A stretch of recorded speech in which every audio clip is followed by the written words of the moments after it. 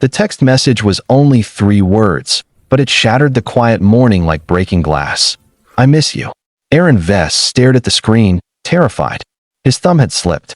It was meant for his late wife's number, the one he still kept saved, the one he sometimes texted when the loneliness became heavy, but instead it had been sent to the contact above it. Mariette Sloan, CEO. His boss. His untouchable, unreachable, impeccably controlled CEO. The woman who didn't do mistakes, didn't do excuses, and definitely didn't do personal, if you believe in kindness, second chances, and stories that prove life can turn on a single moment.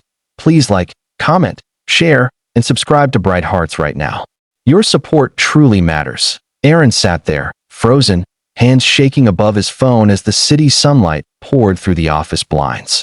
He was a single father of a 9-year-old girl named Hazel and had managed to hold his life together with duct tape, late shifts, and a determination that bordered on desperate. His wife, Colin, had passed 2 years earlier, and nobody talked about it. Not at work, not around neighbors, not even around Hazel sometimes. Because all that talking did was make it real again that he thought about sending an explanation. A long apology, maybe. But as he started typing, his phone buzzed. Mariette. Meet me in my office. Now. Every nerve in his body tightened. The CEO's office was on the top floor, far above his small desk and pile of pending reports. Aaron hurried to the elevator, headache forming, pulse pounding like a drum. He imagined every possible outcome. Termination, HR paperwork, humiliation, a write-up that would stain his file forever. The elevator doors opened to a floor that smelled of expensive coffee and cold ambition. Mariette Sloan was known for her brilliant decisions and colder demeanor.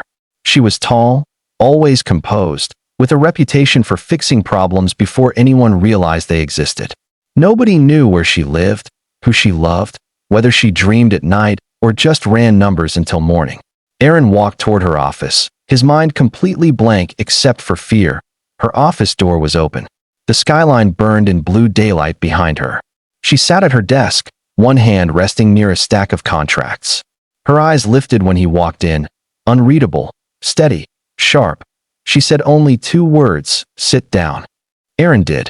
His throat was dry, and his palms had started sweating. Mariette didn't say anything at first.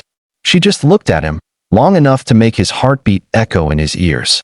Then she slid her phone across the desk. He saw his message on the screen, but he didn't explain immediately. He couldn't. He swallowed, trying to breathe, but the words stuck like stones. Finally, he said the truth. He told her about Colin. About the late nights. About missing someone so much you still text a number that will never reply that he expected judgment. Or pity. Or dismissal. Instead, Mariette leaned back in her chair and breathed slowly, like someone remembering something buried in silence. She told him she understood loss more than anyone guessed. She didn't go into detail, not then, not in that moment, but there was something soft in her eyes he had never seen before. Their conversation wasn't long, but it changed something. She asked a question nobody had asked him since Colin's funeral. Are you okay? Aaron didn't know how to answer, so he just nodded. And she didn't believe him, but she also didn't press him. She simply told him to take the day off. When he hesitated, she insisted. The weeks that followed felt strange, almost unsteady. Mariette would sometimes pass Aaron in the hallway and offer him a real smile, small but genuine. She asked about Hazel and remembered details like what she liked to draw and the stories she invented about stars being tiny windows to another world. Aaron didn't understand any of it. CEOs didn't talk to single dads who missed their wives so badly they texted ghosts. Then one afternoon, everything changed again. Hazel had a school showcase, and Aaron had promised to be there, but a late contract crisis at work threatened everything. Aaron paced in front of his desk, trying to figure out how to finish, file, email, and still get across town. Mariette walked by and noticed the panic in his eyes. She asked him what was wrong, and he told her. He didn't mean to. It just came out. Mariette took the paperwork from his hands and said, "Go. Your daughter remembers who shows up."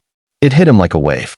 He left that office faster than he had moved in months, thanked her, and didn't stop running.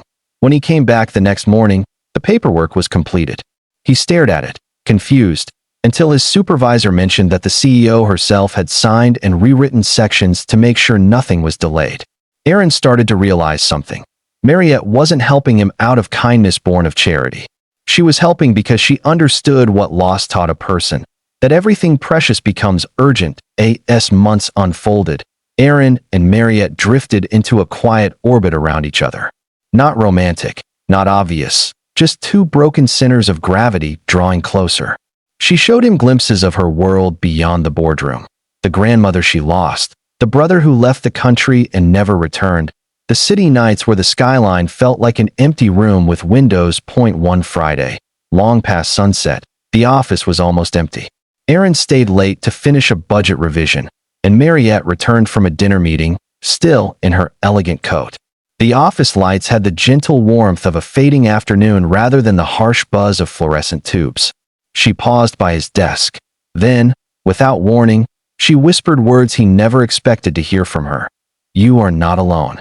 They were almost broken in the middle, like she had practiced them and still wasn't sure they were allowed, that he didn't speak, but something in him shifted. Like a door that had been stuck for 2 years suddenly opened halfway. Life didn't magically heal.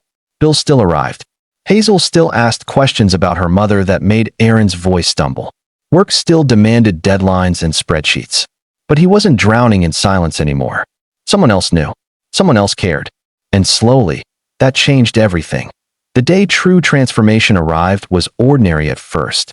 Aaron was packing Hazel's lunch for a school field trip, the sun pouring through the kitchen window, when his phone buzzed. It was Mariette. She rarely texted first. The message read, "Could we talk today? In person?" He went to her office during lunch break. She closed the door, not with her usual CEO efficiency, but with nervousness. She took a breath and told him the truth she had held back. She had been watching him rebuild himself and raise his child and still show up every day. And she admired him. Not professionally, not out of obligation, but with something far deeper. She said she had never met anyone who fought so quietly, so consistently, without asking for applause or pity. Then she said the words that changed his life forever. "I miss you too, and I don't want to lose you." They weren't lovers that day. They weren't anything clearly defined. But something beautiful began. Something built on honesty instead of perfection, compassion instead of power. Hazel noticed first. She asked why Dad smiled more, why weekends didn't feel lonely anymore, why sometimes a tall woman with gentle eyes came to visit and bring art supplies and talk to Hazel about constellations.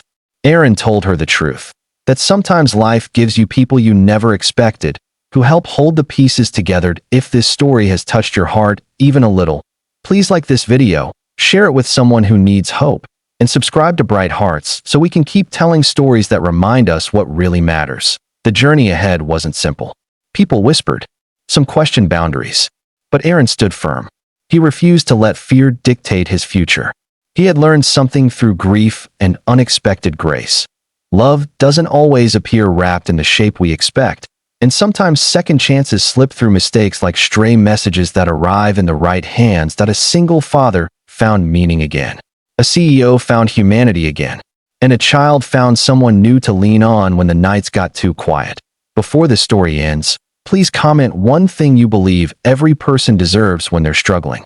Your words may lift someone today. And so a message sent by accident became the start of everything. 3 words no one meant to send became the bridge between broken hearts.